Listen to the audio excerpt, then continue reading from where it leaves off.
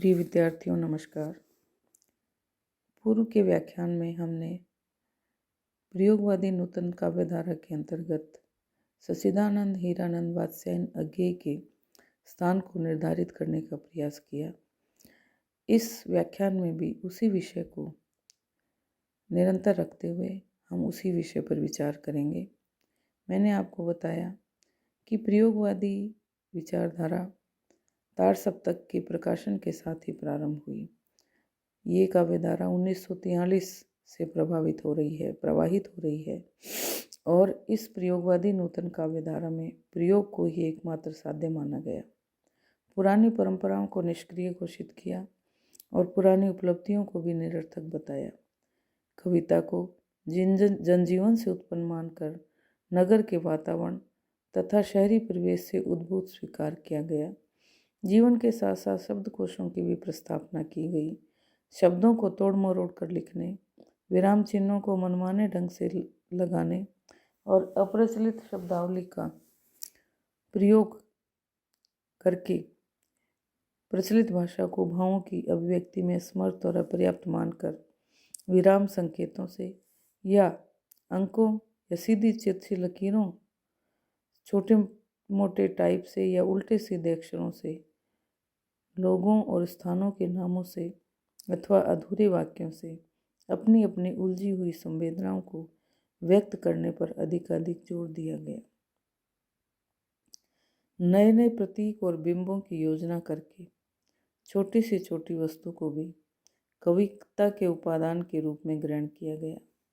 इस नूतन काव्यधारा को तीव्र गति प्रदान करने का श्रेय अज्ञेय को है, क्योंकि अज्ञेय ही अपने साथ नए 20 कवियों को सप्तकों के माध्यम से हिंदी पाठकों के सम्मुख लाए और अज्ञेय ने ही इस प्रयोगवादी कविता धारा की प्रवृत्ति और चिंतन पद्धति का सर्वाधिक विवेचन किया।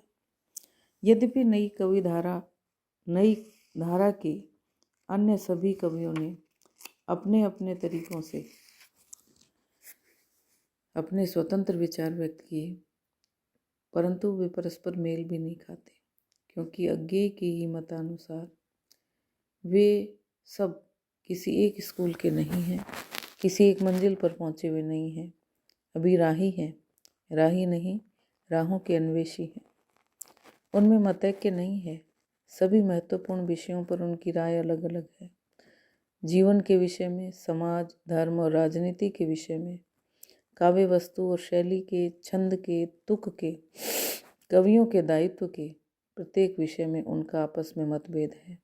यहाँ तक कि हमारे जगत के ऐसे सर्वमान्य और स्वयं सिद्ध मौलिक सत्यों को भी वे समस्त रूप में स्वीकार नहीं करते, जैसे लोकतंत्र की आवश्यकता, उद्योगों का समाजीकरण, यांत्रिक युद्ध की उपयोगिता, वनस्पति घी की बुराई तथा कानन बाला और सैगल के गानों की उत्कृष्टता इत्यादि। तथापि इतनी विपरीतता होते हुए भी काव्य के एक अन्वेषी का दृष्टिकोण उन्हें समानता के सूत्र में बांधता है।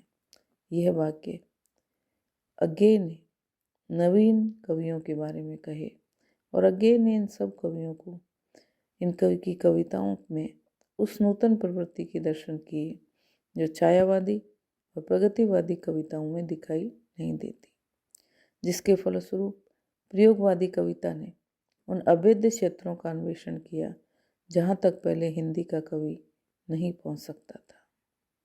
इस तरह अज्ञेय नूतन काव्यधारा को लेकर चलने वाले कवि ही नहीं, बल्कि नूतन काव्यधारा को लेकर चलने वाले कतिपय अन्वेषी कवियों को हिंदी पाठकों के सम्मुख लाकर खड़े करने वाले कवि नेता भी हैं। भले ही इन अन्वेषी कवियों में से कुछ ने अज्ञेय को अपना नेता नहीं माना, किंतु उन्हें सप्तकों के माध्यम से प्रकाश में लाने का काम अज्ञेय ने ही किया, क्योंकि अज्ञेय ने स्पष्ट लिखा है कि स्मरण रहे कि मूल योजना यही थी कि सप्तक ऐसे कवियों को सामने लाएगा जिनके स्वतंत्र संग्रह प्रकाशित नहीं हुए हैं, जो इस प्रकार भी नए हैं। यदि प्रस्तुत संकलन के भी 2-1 कवियों के स्वतंत्र संग्रह प्रकाशित हो चुके हैं, तो वह इसी बात का द्योतक है कि तीसरा सप्तक की पांडुलिपि बनने और उसके प्रकाशन में एक लंबा अंतराल रहा है। तो हम ये चाहते हैं कि सभी कवियों के स्वतंत्र संग्रह छपें। सप्तक में उन्हें लाने का कारण ये विश्वास है कि उनके अपने अपने संग्रह छपने चाहिए। इतना ही नहीं, अज्ञे ने प्रयोगवादी नई कविता और नए कवियों की पृष्ठभूमि तैयार की है। उन्हें हिंदी काव्य क्षेत्र में पदार्पण करने के लिए प्रेरणा दी है और उनकी बारीकियों, मान्यताओं और उपलब्धियों की वकालत की है तथा एक जज के रूप में निर्णय देते हुए उनका मूल्यांकन भी किया है। क्योंकि अज्ञे इस धारा के कवि तो हैं, साथ ही वकील भी हैं। इस धारा के अन्य कवि केवल नए कवि हैं। उनके ये तीनों गुण कहीं एक जैसे दिखाई नहीं देते। जैसा कि अज्ञे ने लिखा है कि इन शब्दों के साथ हम ओट होते हैं। भूमिका का काम भूमि तैयार करना है। भूमि तैयार वही है जिस पर चलने में उसकी ओर से बेखटके हो उसे बुला दिया जा सके। पाठक से अनुरोध है कि आगे बढ़कर कवियों से साक्षात करें, उपलब्धि वही है।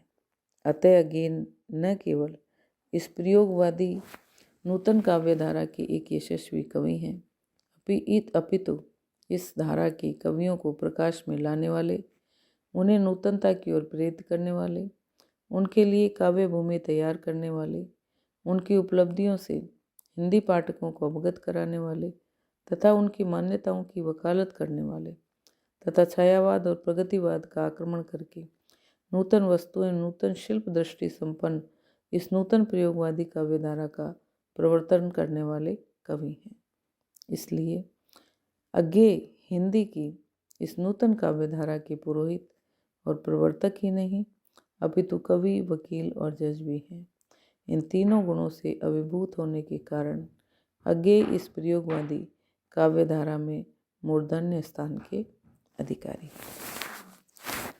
ये था कि नवीन प्रयोगवादी काव्यधारा में अज्ञे का स्थान क्या है। अब हम अज्ञे की कलाकृतियों के बारे में थोड़ी सी बात करते हैं कि अज्ञे बहुमुखी प्रतिभा के धनी हैं। उन्होंने काव्य कला से विविध क्षेत्रों में पदार्पण करके अद्भुत और अनुपम ग्रंथों की रचना की। वे कुशल कवि हैं और उनके लगभग 15 कविता संग्रह प्रकाशित हो चुके।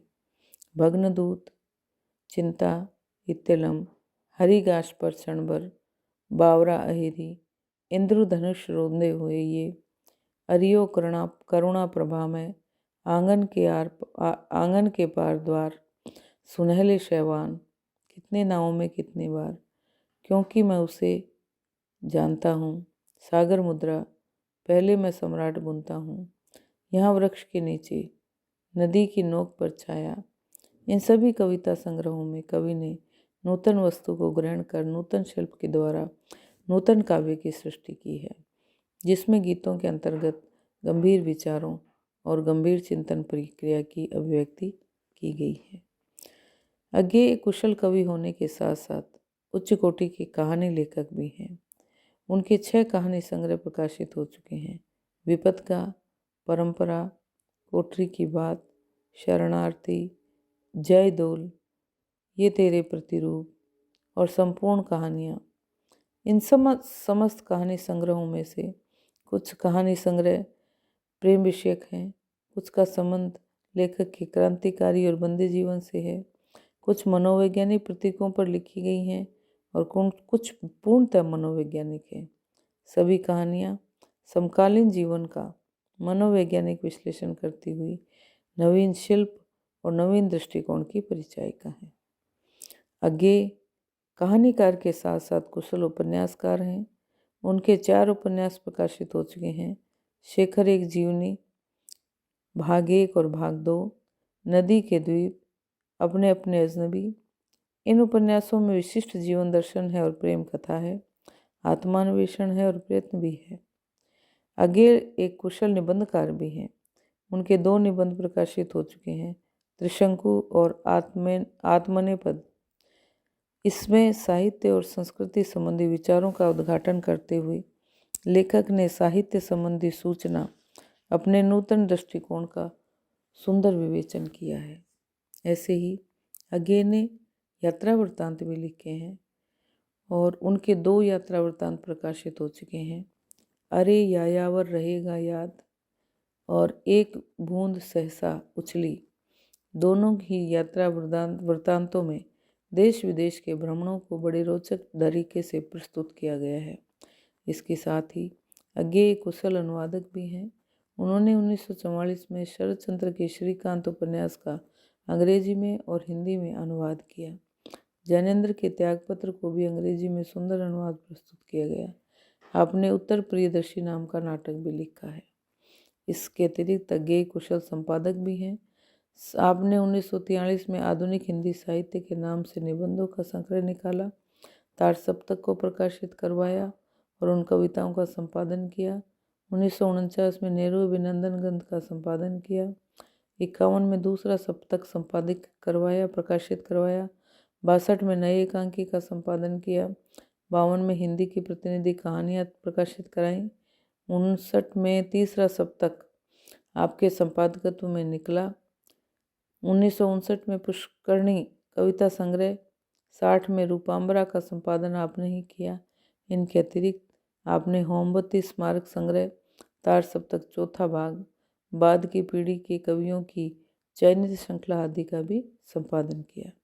इस तरह विविध संग्रहों और ग्रंथों का संपादन करके उनकी प्रभावशाली भूमिकाएं लिखकर अज्ञे ने अपनी बहुमुखी प्रतिभा का परिचय दिया। धन्यवाद।